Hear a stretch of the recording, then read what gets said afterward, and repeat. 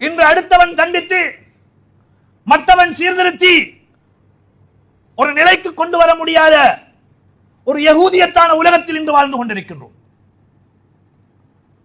நாம் சிறுவர்களாக இருந்த போது பிள்ளைகளுக்கு தந்தை தாய் தந்தையருக்கு பயம் இருந்தது, ஆசிரியர்களுக்கு பயம் இருந்தது, ஆலிம்களுக்கு பயம் இருந்தது, சமூகத்தில் இருக்கிற மூத்தோருக்கு பயம் இருந்தது. தவறை காணுகின்ற போது பெற்றோர்கள் தண்டித்தார்கள், ஆசிரியர்கள் தண்டித்தார்கள், சமூகத்தில் உள்ள மூத்தவர்கள் கண்டித்தார்கள். ஆனால் இன்று யாருமே கண்டிக்க முடியாத, தண்டிக்க முடியாத ஒரு நிலையிலே நாங்கள் மூடப்பட்டு அடைக்கப்பட்டிருக்கிற ஒரு உலகத்திலே வாழ்ந்து கொண்டிருக்கின்றோம்.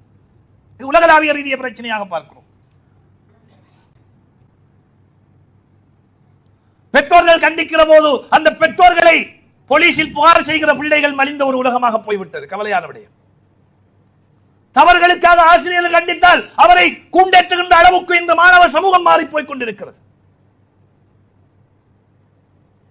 தண்டிக்க தேவையில்லை, கண்டித்தால் கூட கவனம் என்று சொல்கிற அளவுக்கு இன்று நிலைமை மாறி போய் கொண்டிருக்கிறது.